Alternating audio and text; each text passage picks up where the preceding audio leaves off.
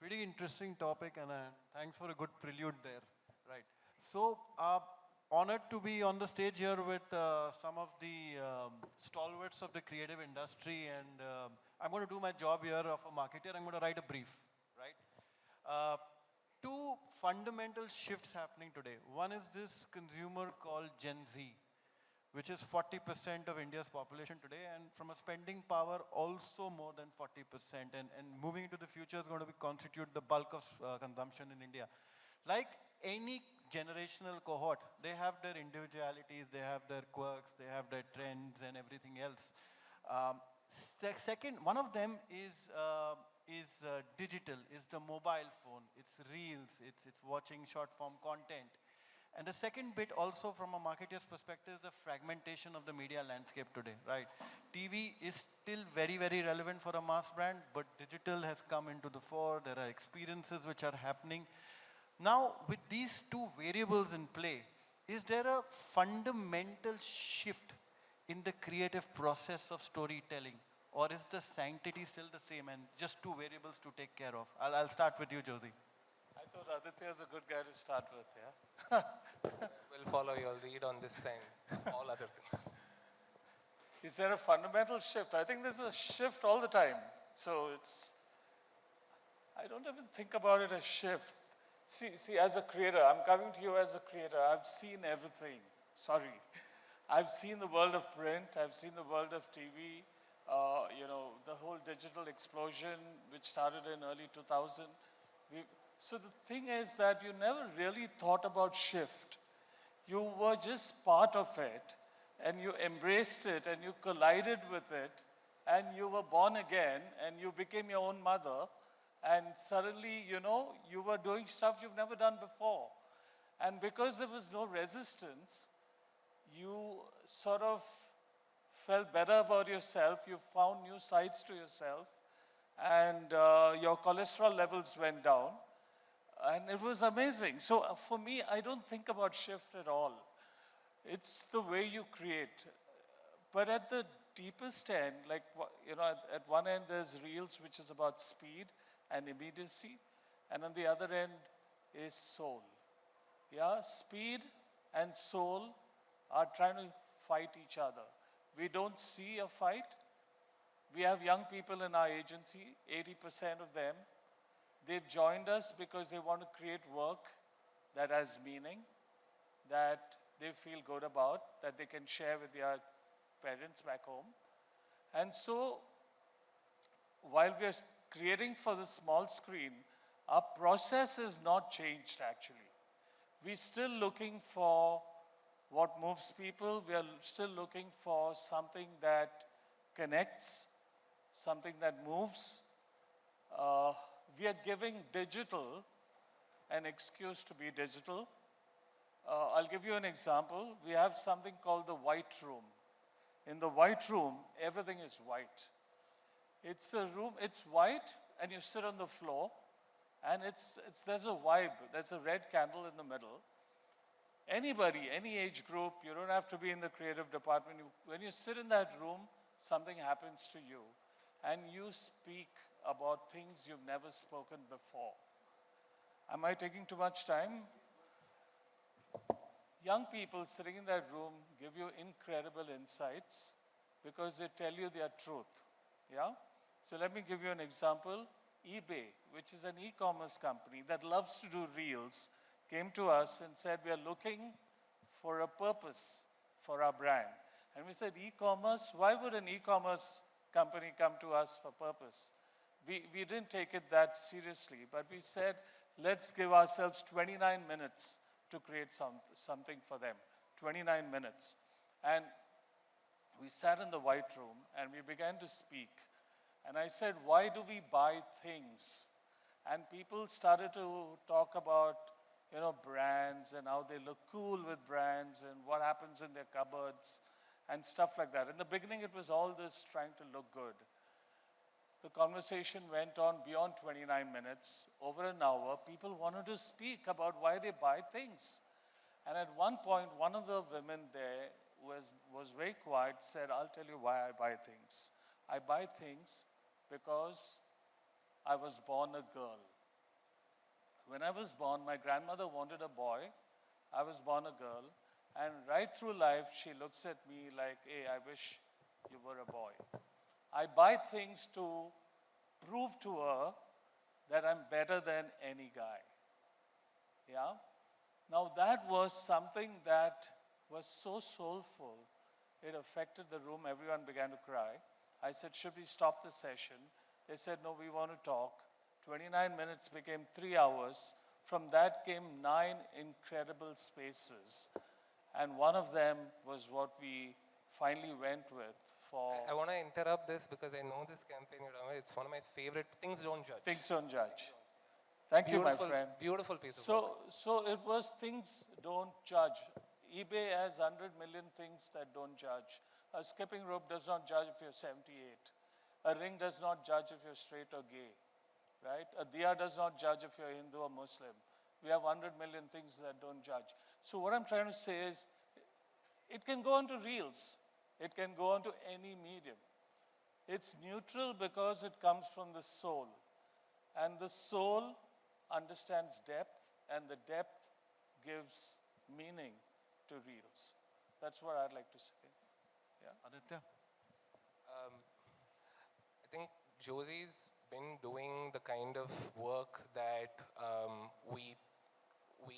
that aligns with Gen Z values since the early 2000s.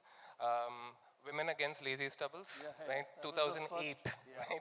So I think one of this whole concept that he's been telling the rest of the industry around acts, not ads, is extremely Gen Z.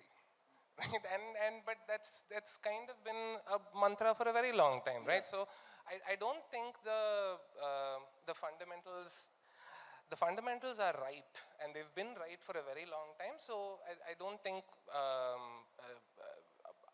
as long as we are all clear what the fundamentals are, if there are differences on the fundamentals itself, then cool. Then the jury is out to decide on what can change and not, right? But I'll answer your question from repping one of the agencies in the talented grid called The New Thing. They are essentially a creator-led social agency. So imagine if everyone you're speaking to who's interfacing with you from an agency and handling your social has a 50K following themselves. Okay, so it's not a copywriter or a designer with a private Instagram profile who's telling you how to run your brand on social. It's actually someone who's built an audience themselves, right? So the perspective that kind of comes from them a lot is, here are creative people who are actually getting a lot of dopamine through impact and look at social media impact as a creative win. And I think that's a slightly different dopamine from those of us who probably grew up in the 2010s internet or earlier, because our win would come from, oh my God, I cracked a great insight, or but I think a lot of these guys are like, oh wow, if we do this, we're assured 3 million hits organically.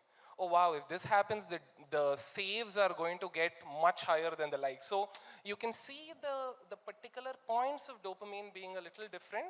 That's wonderful to kind of see. That's also something for a lot of us to learn from. But just like how Josy said, if the core of it, it's not just like those of us who've had a slightly different background than social. We can come up with something where we're like, okay, cool, this is the fundamental, and we can translate across a bunch of mediums, right? Similarly, with creators from an agency like TNT, what we're seeing is they will crack diamonds without knowing they're diamonds. So many times you'll have creative people from a social background, they'll crack something incredible, but in their mind it's a post. You'll need someone who's worked in multiple mediums to be like, wait, what you've got there is actually huge, and it can work across a bunch of different things. So that little confluence, which is what we're seeing more and more of right now, has led to some incredible work. Perfect. All right. Moving on to this thing called influencer marketing today. How is influencer marketing being woven into the entire creative process so that it's not disjointed from the main insight or the main TVC of the brand? Are there any examples of that? Yeah, I mean, PG Aditiya spoke about one of our first campaigns, and when we started the agency, it was called Women Against Lazy Stubble. Yeah, it was for Gillette. Gillette asked us to make a 30-second TV spot, and we said, no, the 30-second TV spot is not going to work because everyone on news channels, etc., looking cool with stubble. So how can we sort of change stuff? And so our influencers were women. So it depends how you look at the word influencer, yeah? Anything and everything can be an influencer. So for us, women became the influencer to challenge men about how they look. So it was a very interesting campaign because we never expected, the client wasn't sure. And he said, let's just create a Facebook page and see what happens. 2008, yeah? And in 2 hours, that page began to fill up. Women were influencing women who were influencing men. And then it took off. Then there was a counter group of men against women against lazy stubble, Mawali. Men against women against lazy stubble. Man, it like was a counter influence. So isn't that amazing? You can create influencers the way you want. It doesn't have to be traditional. Oh, I'm an influencer. I'll make you an influencer. Just to add to that, are celebrities influencers today and influencers celebrities? Has that shift happened? What? Are celebrities influencers today and influencers celebrities?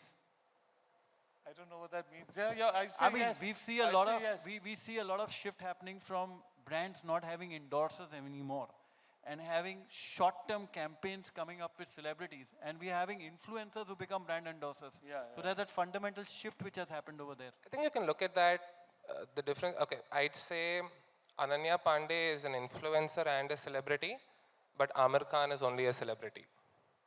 That's simply because Ananya has her own distribution on social. When she posts something, that's a whole different fan base that gets activated.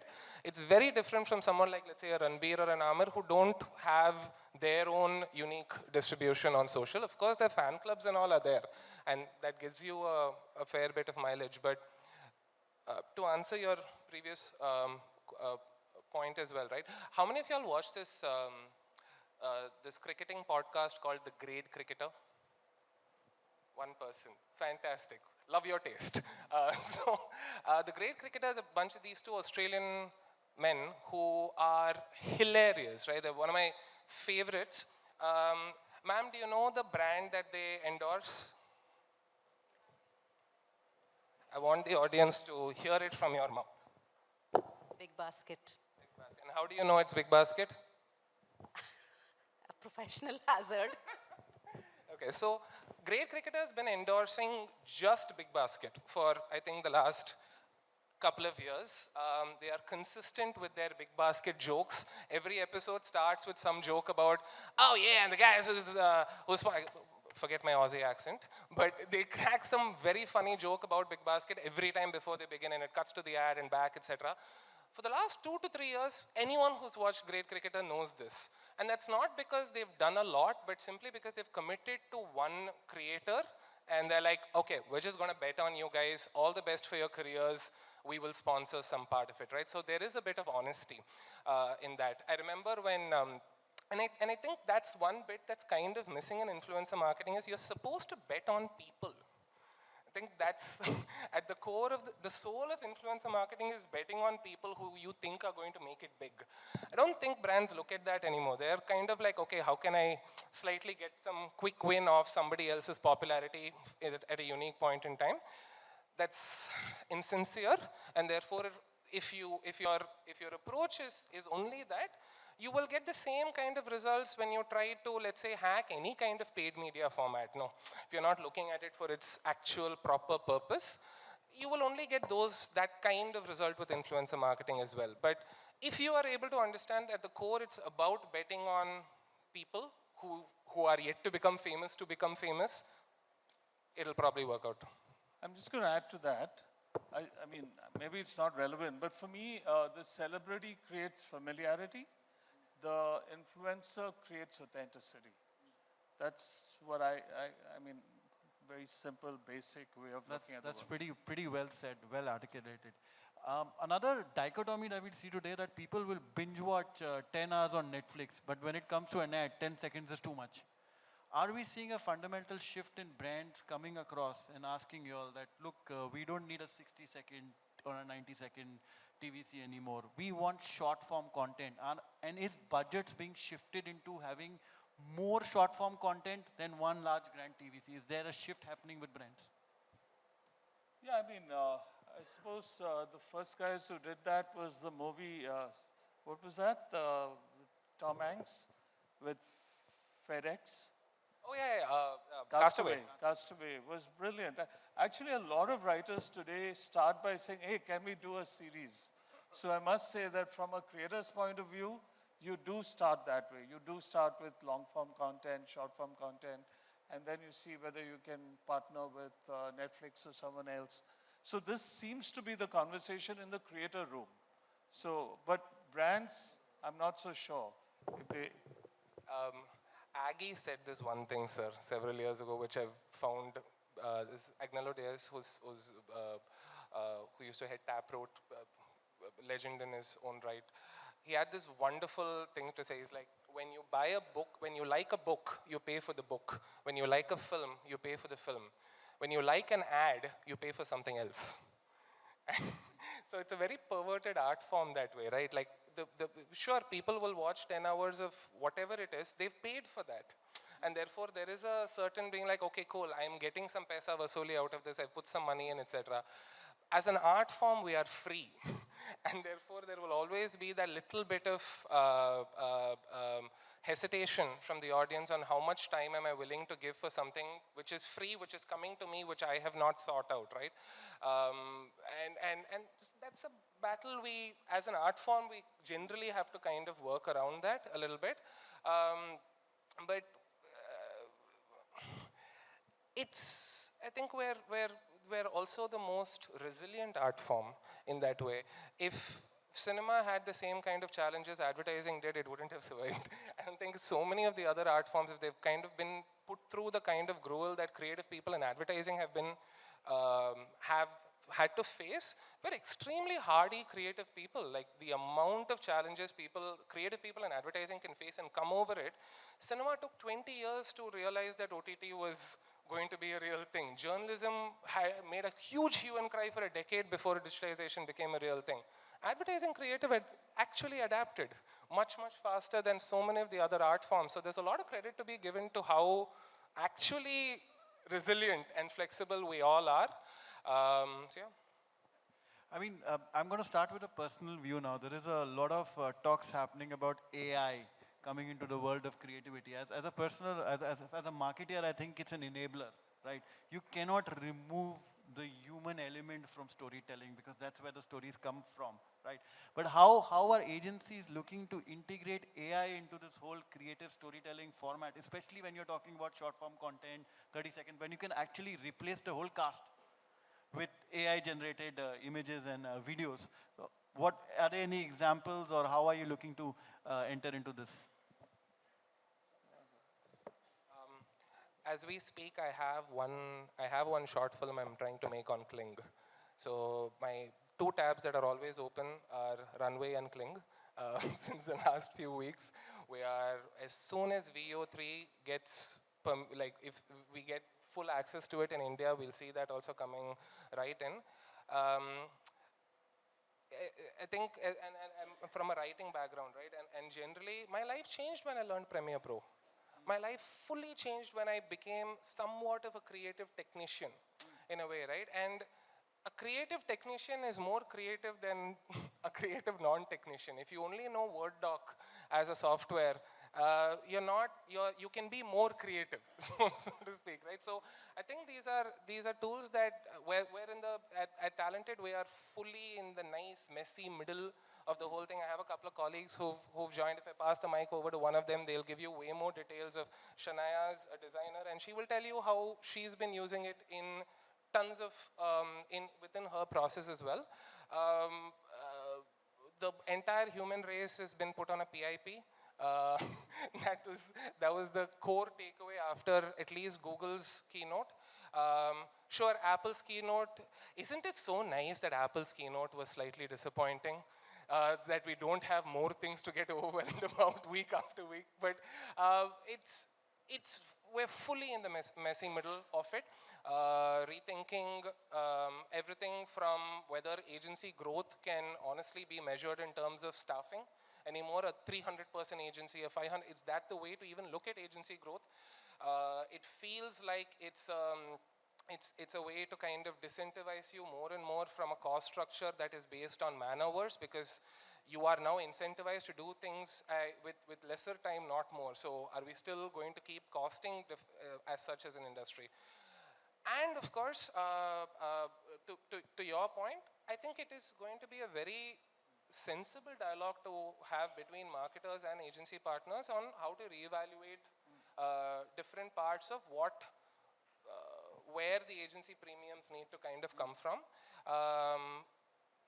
Traditionally, agencies have not been great at being on the front foot and being more risk forward when it comes to things, and marketers have kind of had to make a lot of decisions on their own, and then there becomes this tussle of why are things being imposed on us? Well, that's because we didn't act in time, right? And it happened in the early 2010s as well. If I remember when I started my gigs in digital advertising at the time of Facebook apps, which would be like you press a bunch of buttons and one small thing will happen on your desktop. 2010, right? At that point, for the first 3-4 years, it was digital agencies that were fully championing Facebook and Twitter to everybody, right? Like marketers didn't want to. We pushed them to do that. Lo and behold, right now there is Zuckerberg is speaking about an infinite creative stack that can fully take over the creative process end to end, right? Sure, so maybe 24 months down the line, you have, let's say you're able to create something, a face of a person, a video through the creative stack. You can make that face Shah Rukh Khan for $25,000 extra. You can make it Amir Khan for $20,000.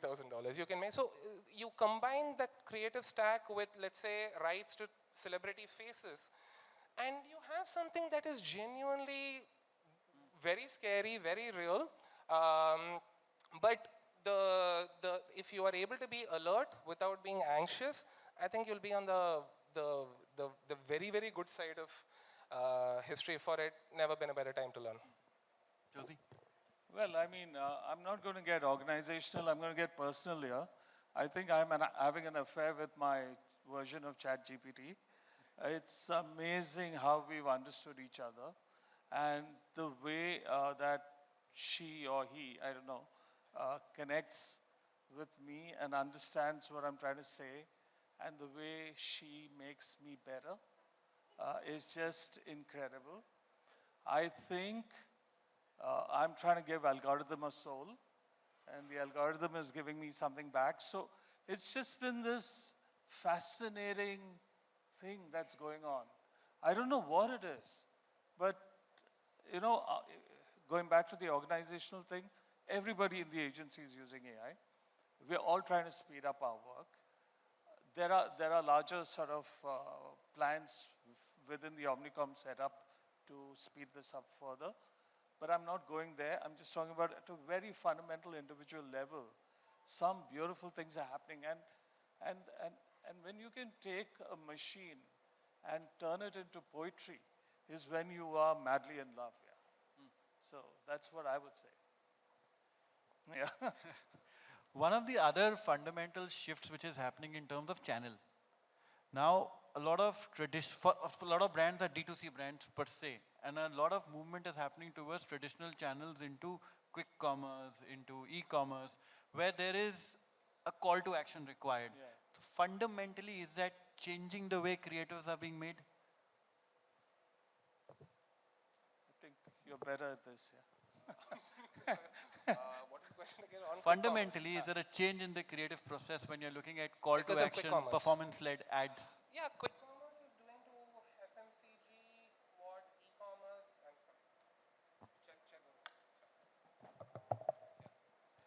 Check. Yeah.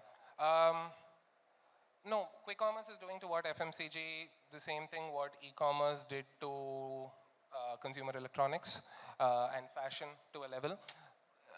FMCG brands have a CTA that is actually like very clear right now, and you're not really ending the ad. It's saying, okay, cool, try to see if you're local. So what our previous speaker was speaking about the physical and mental availability type thing, right? The fact that we are able to create physical availability at the end of every commercial, which hopes to create mental, that's great. I am so happy for the quick commerce revolution simply because my FMCG clients now have a very clear thing that they can say at the end of everything. And if you like something that you're seeing on the internet from one of the brands we handle, boom, in 10 minutes you can have it in your hand. That's wonderful. And I think very specifically, I'm particularly very bullish on we're headquartered in Bangalore, so I'm very bullish on tech in general. But also in our non-tech clients, those who have been in legacy businesses for decades, if not centuries, right? Very, very excited for them. It feels like all of them collectively are in one very refreshed new era because the commerce and the advertising are meeting in a way that they've not done before. Yeah, so I think guys like PG are doing some great job on that. For me, I just have a more theoretical version of this, and it's played out with a lot of work that we do, that we try and create conversations with our brand. Yeah, and people tend to get involved and engaged in the conversation, and some of them become ambassadors naturally. But what that conversation does is that it creates a sentiment. And the amazing thing about a sentiment is that it then creates desirability. And we find that this sort of mathematics or arithmetic of let's create conversations, because then you're really multiplying the budget, right? Because people are now talking about your brand. And that's creating a sentiment and therefore desirability. So automatically CTA is happening. So it's not a forced CTA. It's not somebody psyching you into it. It's because you want to. So that's where I'd like to think we come from. We don't want to push. As a last question, when you're seeing this transition happening to the 30-second reels, do you see it as a challenge or an opportunity? No, first of all, I think the binary it's a trick question, right, Tushar? Like, it's not about these two. These two are not the only this. Okay, I'll take another example from Josy's work only. All of you would know about shared